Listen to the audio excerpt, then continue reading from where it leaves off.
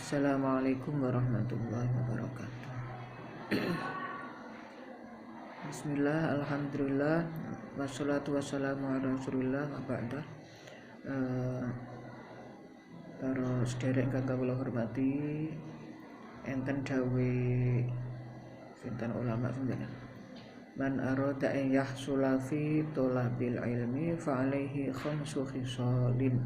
Ini sudah sering disampaikan, saya juga sering menyampaikan. Jadi barang siapa yang ingin berhasil dalam mencari ilmu, maka dia harus menjalankan 5 perkara.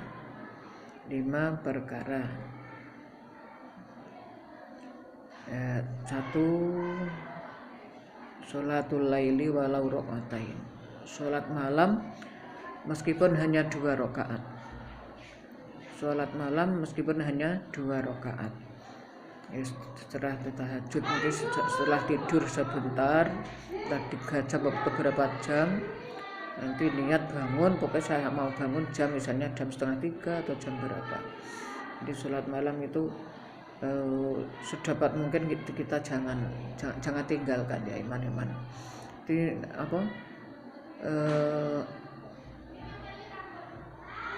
kalau yang ini, kalau yang pernah saya sampaikan kalau belum, jadi ada amaliyah yang nanti biar bisa bangun itu ada. Jadi kalau mau tidur nanti ya, yang pernah saya sampaikan mungkin kalau bisa mujur ke utara, jadi kepala di utara, terus madhep ke kiblat.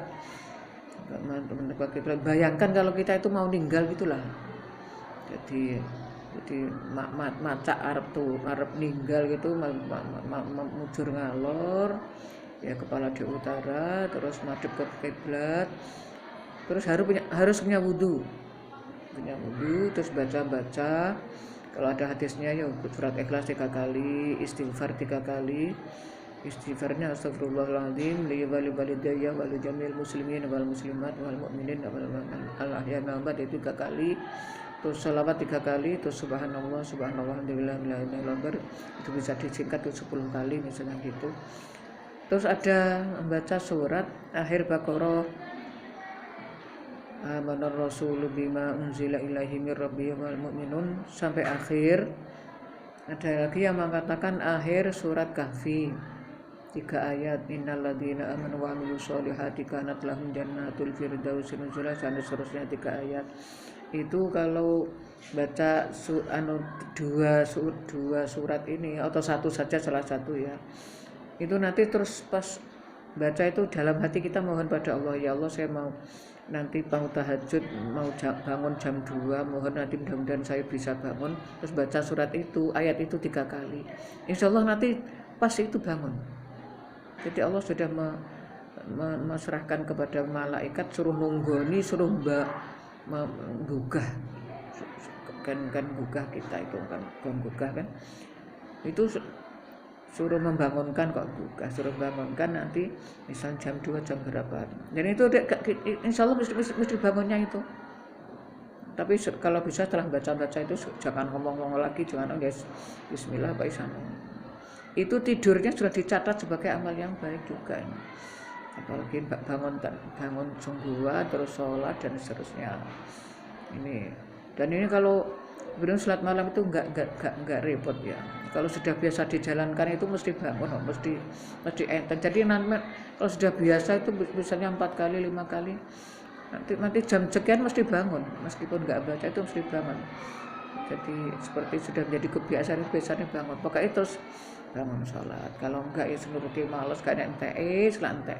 Jadi kalau kita ingin curhat, ingin dengar dengan Allah, kan tiap malam Allah turun ke langit dunia. Makanya siapa yang minta tak kasih, saya minta tobat saya ampuni dan seterusnya. Sok gini masih gak mau.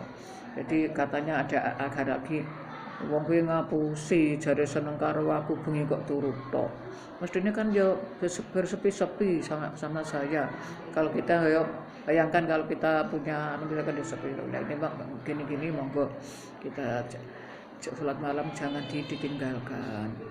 Jadi mohonlah kita curhat apa saja ya, kita mendekat pada Allah, curhat pada Allah masalah apa saja.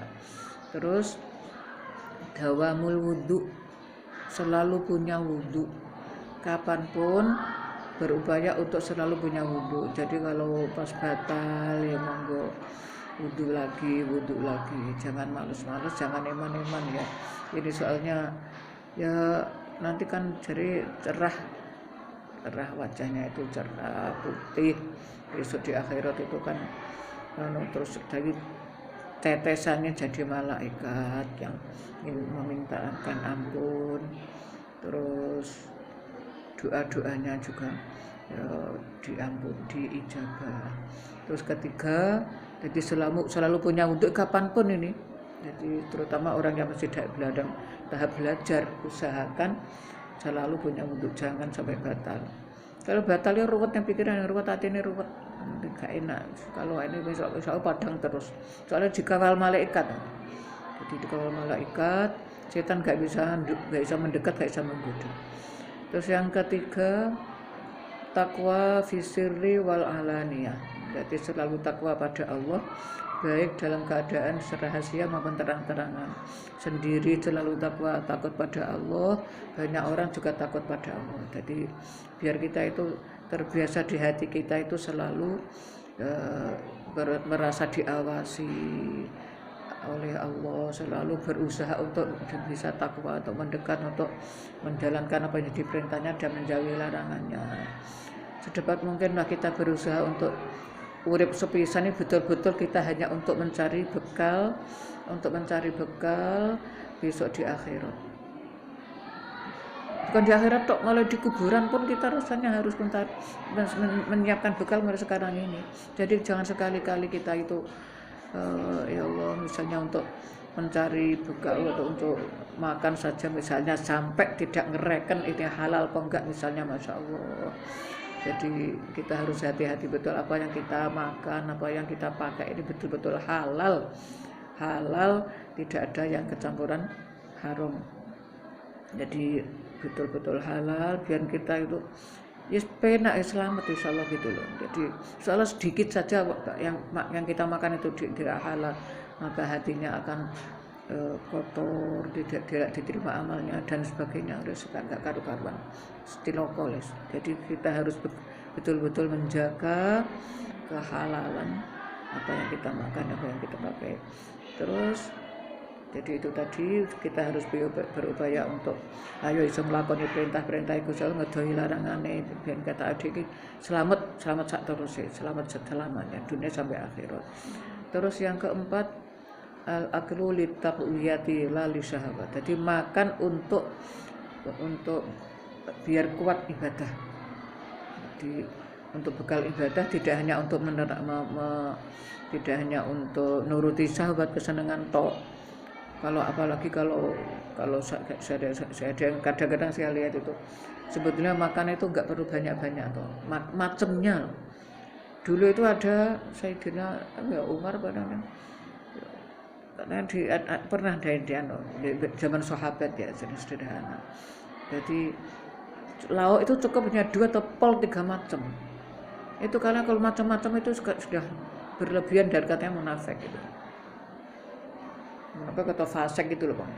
Jadi makanan enggak perlu macam banyak. Sekarang loh saya pernah di Dano ngerampatan itu macamnya sampai 15 macam, 20 macam.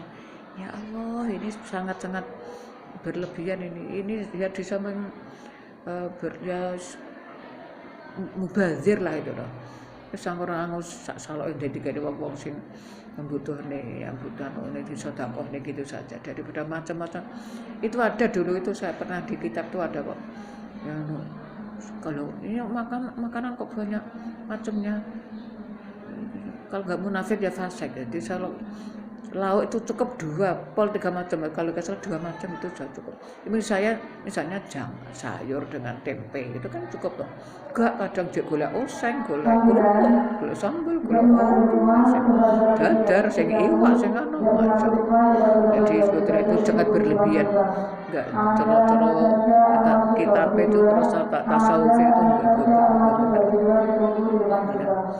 Jadi dan sebetulnya kalau apalagi sekarang baru-barusan ini saya Modelnya masakan Kanjeng Nabi yang didahar Kanjeng Nabi katanya itu kan seperti nggak kenal garam ya. Jadi garam itu tidak di dapur tapi di meja makan. Jadi garam itu makanya kalau katanya garam ini mari banyak penyakit ya soalnya salah masak kita tadi itu katanya loh ya. Coba kita praktekkan. Jadi kalau Kanjeng Nabi dawuh sebelum makan dulit ya setelah makan dan dulit lagi ya. Dan garam itu terus dimasukkan di masakan itu pas sudah hangat-hangat. Jadi tidak memasak masih panas itu bukan. Jadi hangat-hangat meh dingin itu baru dikasih garam. Ini malah jadi obat. Tapi kalau masih panas dimasak kan ini jadi penyakit katanya itu yang Pak. Jadi garam tidak di dapur tapi di meja makan. Coba ini katanya tip Rasulullah monggo gitu kita praktekkan mungkin kita bisa lebih sehat. Nah yang terakhir yang kelima itu siwak kalau dulu mungkin zaman Kanjeng Nabi belum ada sikat ya. Siwak yang dari kayu arok yang segini ini yang banyak yang di Arab mungkin kalinya di sini entah ada apa enggak. Biasanya kalau di sini dijual paling sekitar 10 sampai 15.000 harganya. Itu yang penting ya tak kira derek dawuh Kanjeng Nabi. Jadi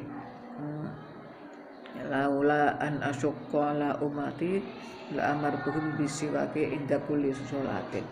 Seandainya saya tidak khawatir memberatkan umatku, maka saya selalu menyuruh umatku untuk bersiwak sebelum sholat. Jadi saking toh aku enggak merintah sing siwakan tidak begitu samar memberatkan. Lamono aku gak ngebutnya umatku, aku merintah siwakan itu tok dawuh Kanjeng Nabi. Ada lagi sholatun bisiwakin afdalu min sab'ina sholat bilghairin. Jadi sholat dengan siwakan lebih baik daripada 70 sholat yang tidak siwakan. Makanya monggo ini banyak fadilah-fadilah dari siwakan sebetulnya dia menguatkan penglihatan, menguatkan gusi, melipat gandakan pahala, ndadekne rahmati pahalane Gusti Allah, ndadekne gedinge setan dan seterusnya. Makanya monggo ngeten-ngeten iki kita lampahi nderek perintah Kanjeng Nabi. Jadi bukan hanya kok sekedar ya derek perintah itu. Tapi kalau misalnya sikatan, monggo sikatan nang jeding to tak bangun tidur atau apa mau wudu, sikatan ini diniati siwakan boleh. Cuman kalau asli siwak kayu itu ya terutama mau sholat, mau ngaji, tidak ada jeleknya. Mboten nggih, muga-muga manfaat barokah khususnya untuk saya dan panjenengan semuanya. Terima kasih. Wassalamualaikum warahmatullahi wabarakatuh.